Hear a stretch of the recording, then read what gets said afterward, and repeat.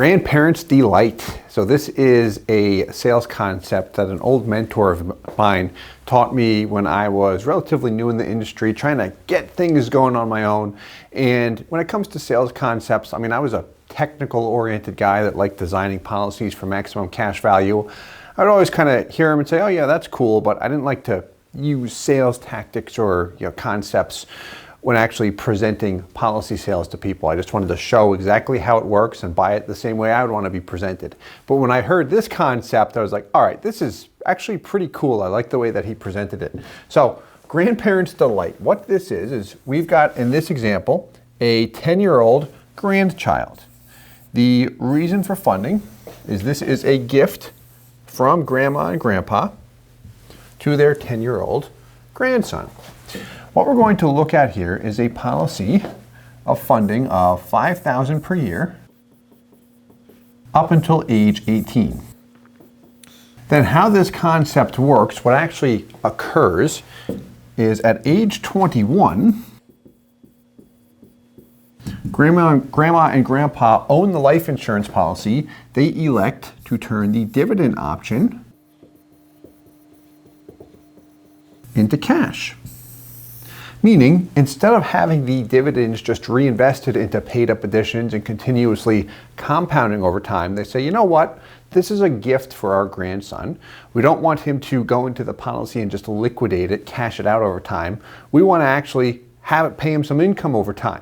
So each year on the policy anniversary date, when that dividend is paid, when grandson, depending on his age, or regardless of his age, when he receives that check, who does he think of?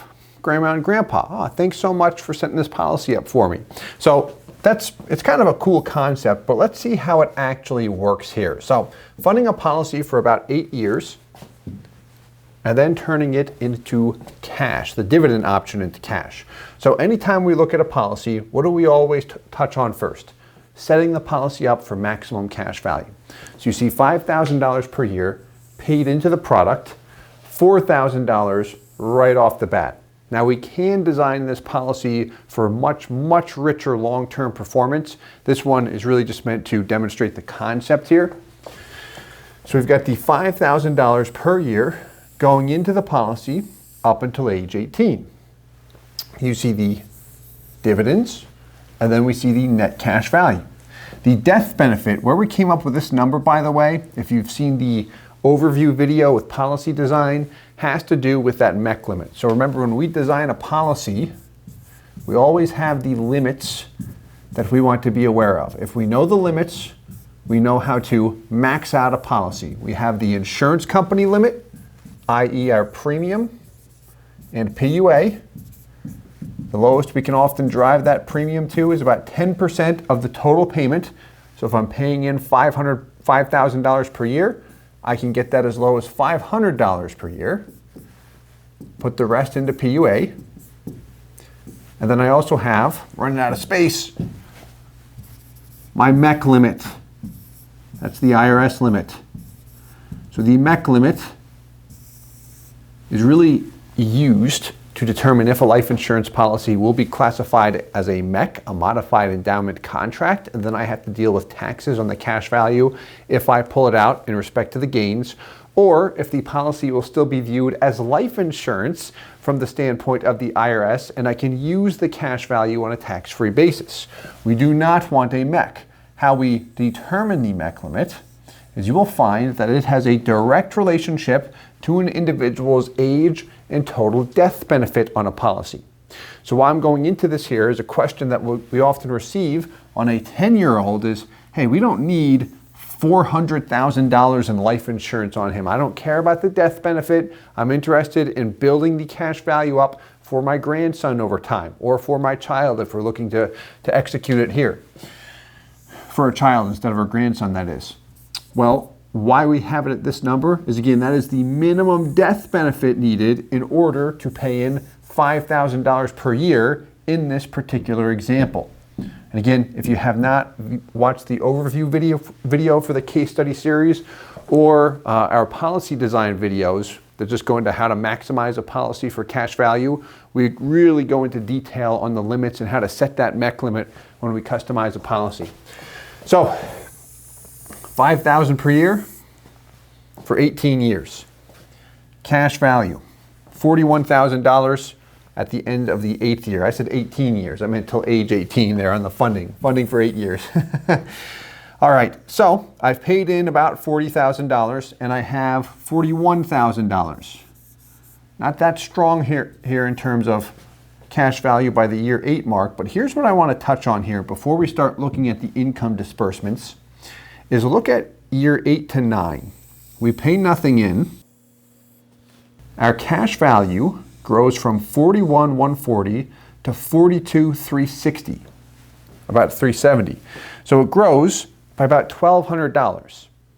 Now, that's with zero out of pocket. Cash value grew by about $1,200. What does my dividend column here read? $329. So, how am I growing by $1,200 if my dividend is only $329? Like, what's going on here? This question comes up quite a bit, especially on detailed life insurance illustrations, which we pulled this data from. So this company here has a 6% total dividend interest rate. The guaranteed rate is 4%. Anytime you see a dividend column on a life insurance illustration, it often reflects the surplus only, meaning it does not include the guaranteed portion of growth. So in this particular example, this dividend column, our total dividend rate is 6%, which would make me think naturally, hey, the dividend column should reflect the dividend rate of 6%. Like, come on, guys. It doesn't do that. It reflects the difference between the two of 2%, the surplus only. That is why when I look at my total cash value growth and then compare it with my dividend column, if I'm looking at an illustration or a comparison sheet like this, that is why the dividend column will not match up with the total cash value growth, which again is confusing because we would think, hey, dividend column equals dividend rate. Not quite the same there. I wish it was, but it's not. And there's a million reasons for it. So back to the concept of grandparents' delight. On the left, we've got growth. On the right, we've got using the policy at age 21. We started it the year after 21 here, so beginning of age 22, which really doesn't matter because the concept is demonstrated. So you'll see why we just went into that dividend explanation there of the guarantees and such, because age 21, that dividend of $816 that was generated is paid out the beginning of the next policy year. So when I turn 22 is when I receive that $816. Whose grandson, or who's the grandchild think about? Grandparents. Thanks so much for setting this policy up for me. Now, cash value still increases each year. So as the dividends continue to appreciate, here we go. They are dispersed each year to grandson. Now, cash value continues to increase. However, when we compare it to the example on the left, where I never touch the dividends, just let it sit and grow, you do see a difference here. And the reason why is the example on the left, we're just letting dividends accrue. The example on the right, we're peeling them out of the policy. We're electing to receive them as cash. This can be run on the illustration software with just about any life insurance company. And that's exactly what we did here. Then we peeled the data and peeled it off of the illustration and onto Excel. So here we go. As time passes, dividends continue to increase, which is great. And why that cash value continues to grow is based off of the guaranteed growth in that example. So the one item to add here is if dividends do fluctuate, which they always do with life insurance companies, that dividend payout to the grandchild will fluctuate over time. But that's why we want to track the performance over time. Let's not go down too far. Let's look at age 50 here. There we go. So by age 50, we started at age 10. So there's a difference here. There's the example if I just let it sit and grow. Income from the prior year, cash value, death benefit. I see a difference there in dividends and everything. So good option, good call it sales concept to be aware of, and it's a great way to set up a policy if I am thinking of providing, call it a lifelong gift, which here we funded a policy with $5,000. You could make the policy smaller or larger, can use it with really any numbers and such, but good option to be aware of just to provide a gift. So, as always, I hope this helps. If you have any questions or like to see additional examples, reach out anytime and we'll talk to you soon. Hey guys, Steve Parisi here. If you enjoyed the content you just saw, please subscribe, like, and hit the notification bell for future videos. If you'd like more information or to see some custom policies for yourself, feel free to call or email our offices at the contact information below.